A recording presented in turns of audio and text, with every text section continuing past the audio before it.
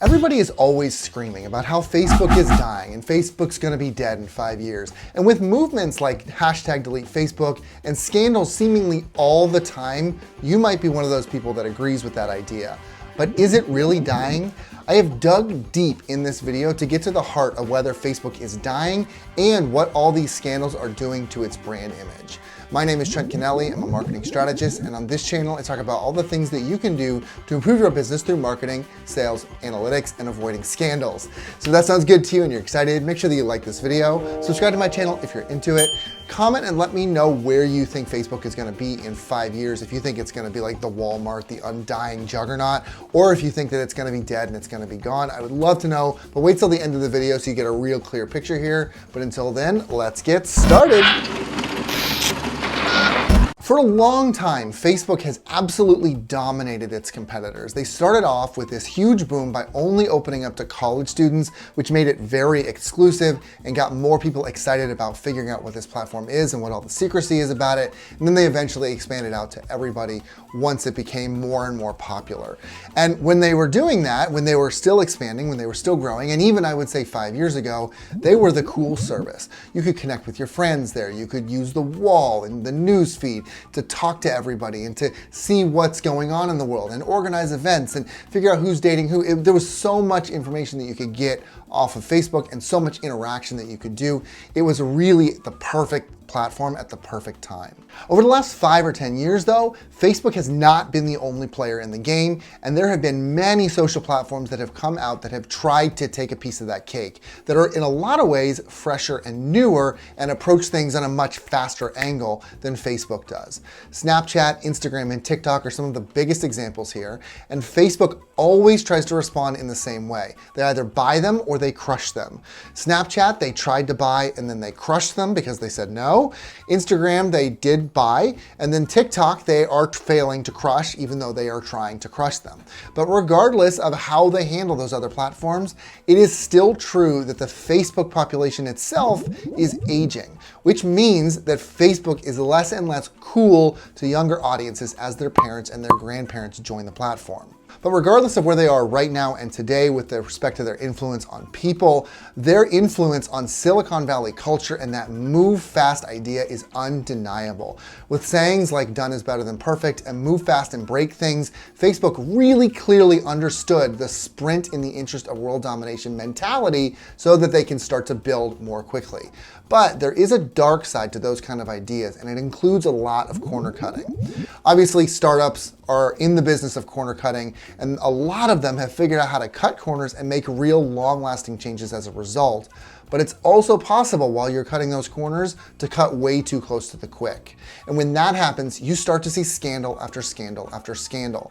And a lot of the time, those scandals cause a company to absolutely implode. Let's just take Enron for an example here. The executives at Enron spent years building huge networks of shell companies to project profits way beyond what was actually true. And they were doing this so that they could line their own pockets more quickly to look like the most profitable company in the world without it actually being true. They wanted more money more quickly. They didn't want to have to wait, so they cut corners. That is the absolute definition of cutting corners. Plenty of companies are out there playing by the rules, cutting a few corners and finding huge profits. But Enron cut those deep corners and they played with their finance systems and they made it look like they were making more money than they actually were. And it worked for them for a little bit, but it eventually caught up with them and they all went to jail, and some of them even died in jail. So back to Facebook, what corners is Facebook cutting? You already probably know the answer to this: data privacy. Since their creation, Facebook has been incredibly lax about data privacy. There were discussions and rumblings about it forever from the beginning of Facebook, but they've had major data scandals in 2010, 2011, 2013, 2014, 2018, and 2019. The most heinous of those data scandals being the Cambridge Analytica scandal in 2018, where Facebook allowed ads to run for an app called This Is Your Life that was a survey, but was actually nothing nothing more than a data mining app that was then used to run ads for political campaigns for the people who responded to those ads. They knew what this app was, and they did nothing to protect the privacy of their users. And then the second most heinous, being a leak in 2019 that users' login information was sitting on an open server for anyone to find. They could see the email address and the password, and they could just go in and grab it and hack whoever they wanted to. So to say that Facebook doesn't really care about data privacy as a $130+ billion corporation that could absolutely have a team to take care of this is an absolute understatement. Now, what's really surprising about all of these scandals is how users have responded to them. So after Cambridge Analytica, 1 in 10 users were reported to have deleted their accounts. But if you look closer at the numbers in the US, the quarterly growth numbers barely show signs of even slowing down during that period. There's this slight plateau, and then it's business as usual, just continued growth. And globally, the effect is nearly nothing. This chart shows data up to the end of 2020, and the year-over-year monthly active user growth is completely steady. So whereas Enron may have seen an absolute and near immediate destruction of their business after their scandal, Facebook hasn't actually been affected in terms of user growth at all. But even if we look beyond Facebook itself, how did some of its other properties weather these storms? So I'm talking about WhatsApp and Instagram, those sorts of things. They've exploded in popularity.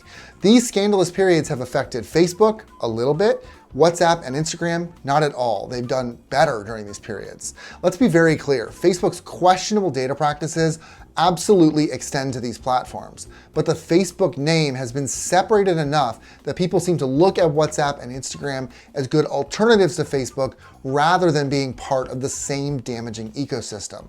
So then the obvious question is, why? Why has Facebook seen barely any true impact to its user base during so many years of upheaval and scandal? And the answer is very clear: addiction. Now, we've all heard this before, that social media is highly addictive. We know that we spend 2 to 4 hours every day on social media, and that hasn't decreased at all since these scandals broke. In fact, according to at least one study, Facebook is as addictive as cigarettes. And we've all seen firsthand what a challenge it is for our loved ones to break those smoking habits. So we know that it's going to be difficult for people to say, this scandal is going to be the reason that I stop using Facebook or that I stop using Instagram or whatever. I just can't get past the scandal. So finally, the answer. Is Facebook dead? No. It's probably not going anywhere anytime soon. They're too good at keeping your interest and keeping you engaged on at least one of those massive social platforms. But that's not the end of the question that we asked at the beginning of this thing. Are all these privacy scandals killing Facebook's brand image? Or, asked differently, is there any trust left in Facebook at all? Do we think that they're going to do the right thing? The answer here is a lot clearer. The trust is totally gone. In a survey in June 2020, so about 2 years after Cambridge Analytica, users were asked whether they believe Facebook, among other social platforms, protects their privacy and data. In that survey, only 12% strongly agreed that Facebook was protecting their privacy and data, and Facebook ranked last for trust among social sites, even below TikTok, which is impressive if you understand that there are lots of allegations about TikTok providing information from their users to the Chinese government, or that it is just a data mining app and nothing more. And when it comes to trust, Facebook is in a class with Apple and SpaceX where the trust is forever intertwined with its leader. And Mark Zuckerberg has tried to show that he's open and honest, but time and time again, he's shown disinterest or even disdain for protecting data and the information of his users. He's been summoned before Congress and had to account for his actions in a very public space. And while his user numbers haven't dropped as a result, we've seen the results of this negative press in a much more damaging way that's left Facebook looking like the villain because they're the only one fighting against it.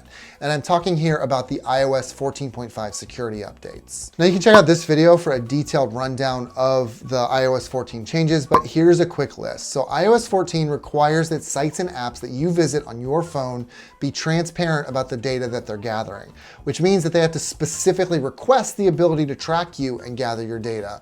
If that permission is not granted by the user, Apple won't allow the tracking to occur on their devices. So the practical effect of this from an advertising perspective is that people aren't going to agree to share their data. The numbers being reported for the number of users that are currently agreeing, this is a couple weeks old at this point, but it was somewhere around 4%, which is Almost nobody. When Apple came out with their restrictions in iOS 14, Google saw the trend and decided to add similar restrictions of their own. Facebook, on the other hand, fought tooth and nail to keep these data tracking restrictions in place. Why? Because they need the data pipelines open in order to provide you with highly targeted ads. So the company that has already been slammed with one data privacy scandal after another for nearly its entire existence is also the loudest voice against data privacy restrictions. Can you see why the trust might be gone here? So if you just look at all of that, you step back and look at all of those scandals and all of the responses from Facebook, it's almost comical how much they don't care about your data. So there is no reason to think that they're ever going to change their perspective on data now or in the future.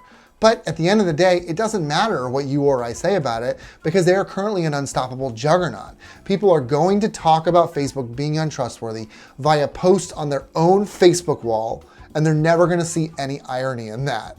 So, final answer, is Facebook dead? No.